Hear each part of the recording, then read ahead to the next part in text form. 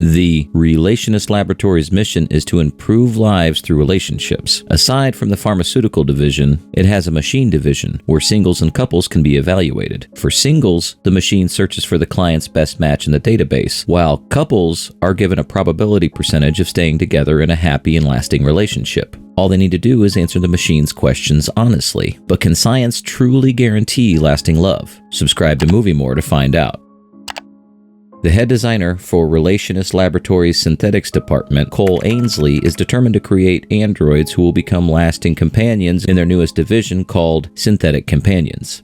Zoe Navin, a Relationist Laboratory's employee who supervises the entire laboratory and runs the machine division, tours a couple in the laboratory. She reminds them that although their machine has a high accuracy rate, the decision to continue the relationship will still depend on them. Zoe visits Cole in the synthetics laboratory, where Cole shows her the progress he has made with a synthetic named Ash. Although Ash's biosystems for processing food are already good, he still can't carry a conversation. Cole, however, is confident that Ash will be ready just in time for the tech summit. For the synthetics emotions, Cole gives them real memories of emotional events called emotional packets, which create the synthetics emotional infrastructure, and when the memory is removed, only the infrastructure remains. After he puts their son Caleb to bed, Cole tells his ex-wife Emma he could stay, but Emma reveals that she is seeing someone. Cole and Emma's machine score was very low, and they never recovered from it, eventually ending in divorce. Trying to divert the awkward atmosphere, he tells her that he needs to be early to work the next day. Emma suggests that he takes a leave so he'll have time for himself, but he tells her that he has a lot of work to do and leaves after assuring her that he's okay.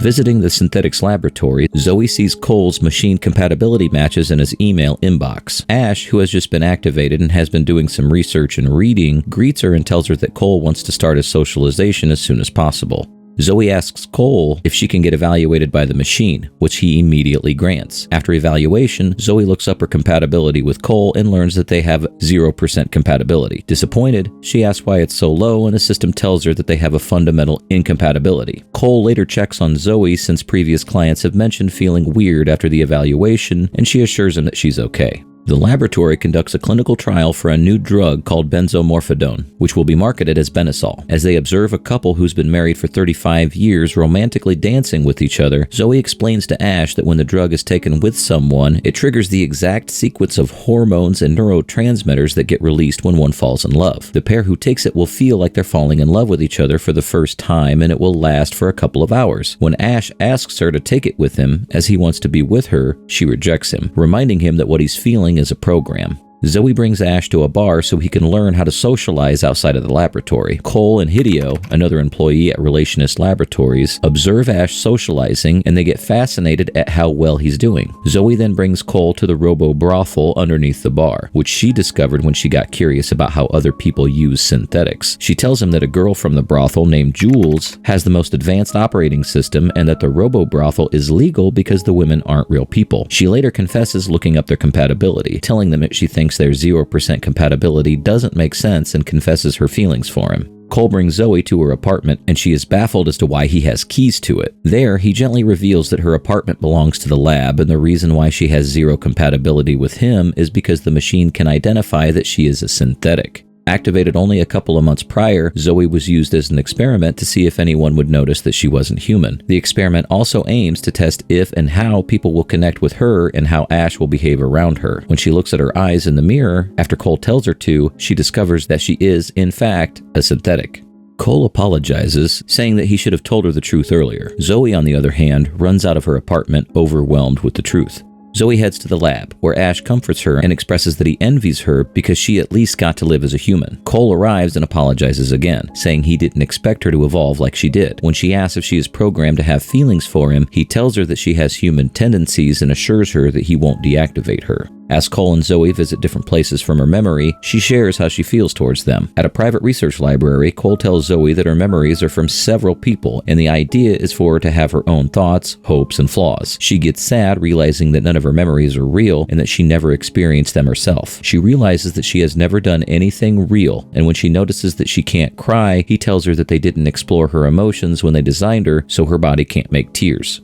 At the tech summit, Cole and Hideo are fascinated because people who are interacting with Zoe have no idea that she is a synthetic. Ash gives a speech, and the audience is shocked when he says he's a synthetic because he looks human compared to the other synthetics present in the summit. When he says the line, "I'll never break your heart, I'll never leave you," he looks at Zoe, who's in the audience. Cole, who notices, looks at Zoe as well. Cole and Zoe enter an interactive room that translates voices into images. As they try it out, Zoe sings "I love you" as she looks at Cole, and they kiss. Falling in love with her, Cole brings her to his apartment, but when she runs her hand down south, he gently tells her that he'd like to wait, and they decide to spend the night cuddling. Cole introduces Zoe to Emma and Caleb, who immediately like her. When Cole tells Emma that Caleb doesn't know that Zoe is a synthetic, Emma encourages him to tell him, thinking it won't matter as Caleb really likes her. Later at home, Zoe imagines getting pregnant. Zoe heads to the robo-brothel to talk to Jules. Upon confirming that Zoe is a synthetic, the brothel girl's designer tells her that her creator has done her a disservice as he's given her aspirations she'll never achieve and that there's no humanity inside something that can be deactivated.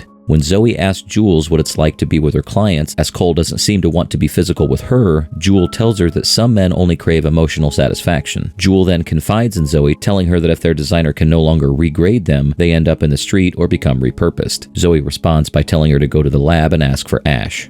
At the Relationist Laboratories, Zoe finds a bag Cole left on her desk, with a note telling her to meet him at the parking lot. He surprises her with a trip, and they stay at a remote cabin. As she unpacks, she finds a gift inside her bag, and they later swim at a nearby lake before making love. When Ash tells Zoe that it hurts him to see her with someone else, she tells him that friends can love each other too, as there are different kinds of love and relationships. He then asks her what it's like to feel so human. Out on a date with Cole, Zoe sees Jules across the street asking for people's help. When she crosses the street to approach Jules, a car hits her, exposing her synthetic organs, shocking the crowd. Cole runs to her aid and brings her to the lab.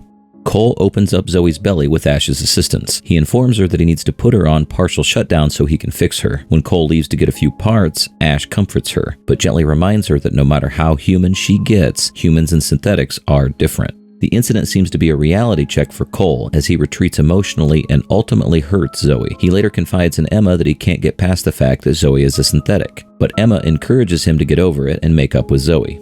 The company starts releasing Benasol to the market and it immediately becomes a huge success. Cole takes a sabbatical and drops by at the lab to get some stuff. He checks on Zoe, but she tells him that she's moved on and quickly dismisses the conversation, saying that she has machine clients waiting. When Ash mentions that people who can't afford Benasol search the dumpsters, desperate to get a dose, Cole tells him that the drug is nothing more than a temporary cure to people's loneliness. A guy named Michael strikes up a conversation with Zoe at the bar. Cole arrives and sees him holding her hand. He then follows the pair to a Benasol club, where couples or random pairs take Benasol together. After seeing Zoe and Michael kiss, Cole leaves and later takes Benasol with a random lady he met at a Benasol meetup park.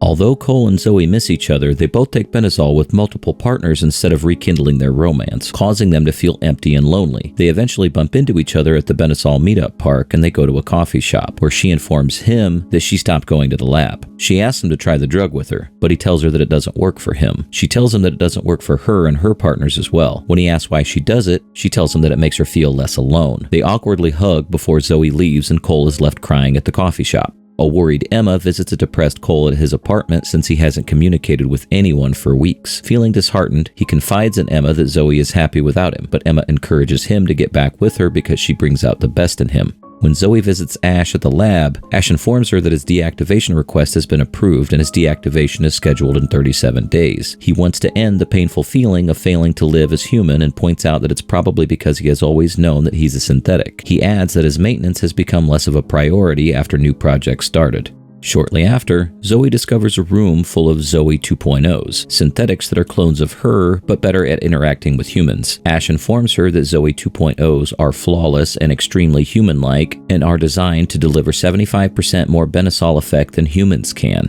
This explains why some employees were starstruck with her when she arrived. When she asks if they can cry, he tells her that they can do everything. Zoe considers asking the lab to deactivate her too, but Ash tells her that since she's the prototype for Zoe 2.0, the lab will most likely put her in a museum rather than deactivate her. Cole visits Zoe's apartment to make up with her, but the Zoe who lives in the apartment is a Zoe 2.0. She tells him that she is aware that she is a synthetic and that she is aware of Zoe's existence, but doesn't know where she is. When he says Zoe is very important to him, she tells him that she can be her if he wants, and she is a clone of her. She asks him what he wants to tell her, and he says he wants to apologize for hurting her and that he should have tried harder. When she tells him that she forgives him, he leaves as he thinks only Zoe can forgive him. Meanwhile, Zoe goes to the robo-brothel to ask the girl's designer to deactivate her on the condition that the designer will only be paid if her contract at the lab confirms that her remains aren't tampered with. As she lies waiting to be deactivated, she recalls her happy memories with Cole, prompting her to change her mind at the last minute. Jules and the other brothel girls hear the ruckus and they bring Zoe to her apartment.